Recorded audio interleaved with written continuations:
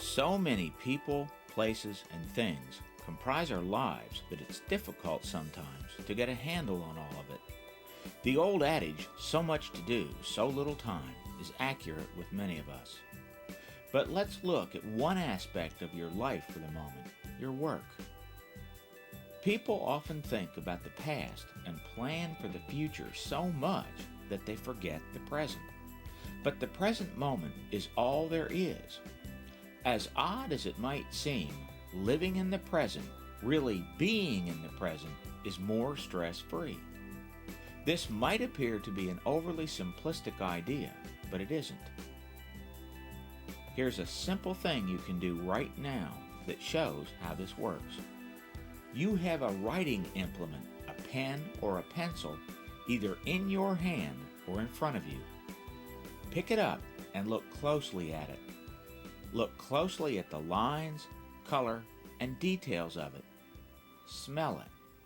Take at least 30 seconds and do this. Go ahead. Do it now.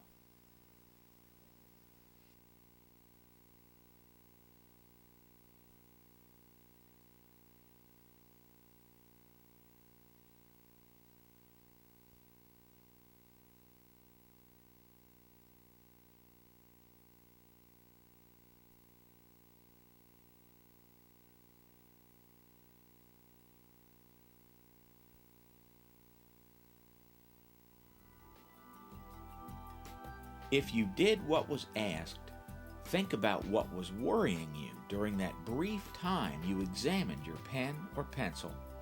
The answer is probably nothing at all. When you turned your attention to the moment and focused on what was in front of you then, you were appreciating and noticing the moment.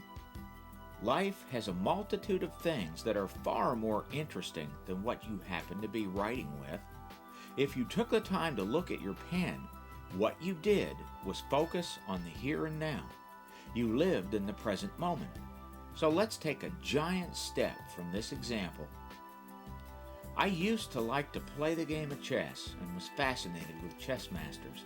I actually read some books about the best chess players in the world.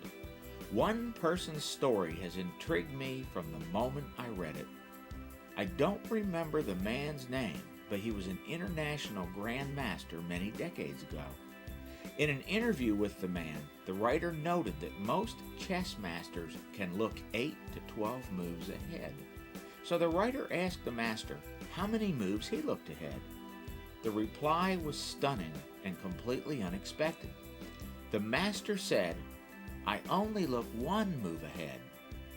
The surprised writer then asked, "But how can you win if you only look 1 move ahead?" The player replied, "Because I always choose the right move." Now that's being in the present. You take all the current circumstances into account and then do the right thing at that moment in time. What does that have to do with your life? If you look at the continual stream of choices we have in our moment-to-moment life, from the example of the chess player, probably a lot. As you go through each day, you are faced with countless decisions from one moment to the next. Doing the correct thing at each moment is an ongoing choice that has constant competing distractions. These distractions are usually other things you can choose to do. Thinking about the past and the future are both competing distractions. Thinking about somewhere you would prefer to be is a competing distraction. You have to ignore the distractions and do what is best at any given moment. A real-life example of this comes from St. Francis of Assisi. A person once spoke with St. Francis while he was weeding a garden with a hoe. The person asked, "What would you do right now if you knew you were going to die tomorrow?" Francis instantly replied, "I'd finish weeding the garden." I will say that despite being very impressed with that deceptively deep insight, I've seldom been able to achieve that kind of serenity. I have a lot of unfinished things I need to do, including making peace with various people. But I do recognize an important aspect to this idea.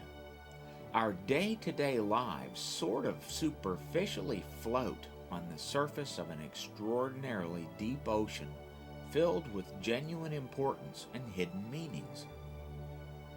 Few people see this, and even fewer understand it. I think that St. Francis may have lived his life in accordance with this important and deep idea. I'm not there yet and fear I may never be, but I do try to keep it in mind.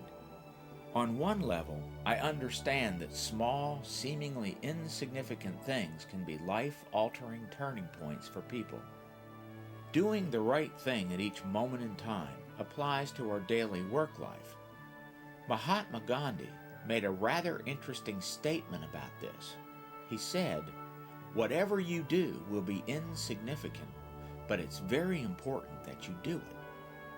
I admit that the vast majority of the time I work, the things I do from moment to moment seem insignificant in the bigger picture. But like each word in a book, these small things add up over time and produce something far greater than any single word.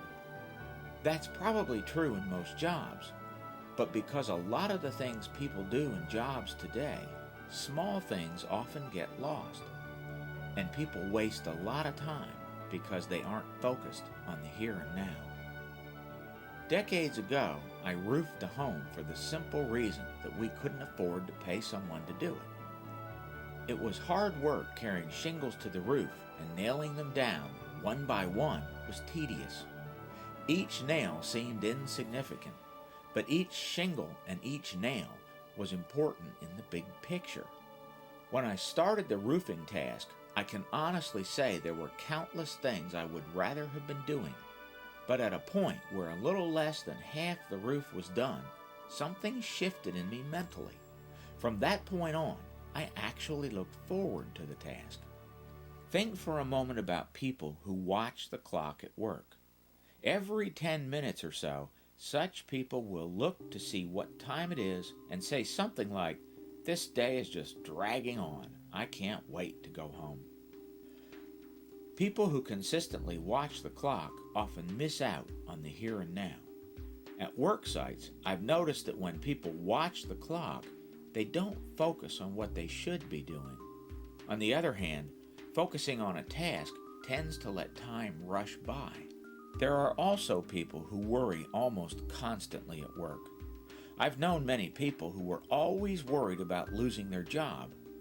I learned something very important about worry a few years ago from a good friend, Father Bill Stelling, who's now deceased. He wrote several books, and in one of them, he discussed the negative effects of worry. In the simplest of terms, people tend to worry because it gives them the perception that they're actually doing something about it. Now that might not always be true, but there's a good example in my own life that points it out. I've worried about my weight and health.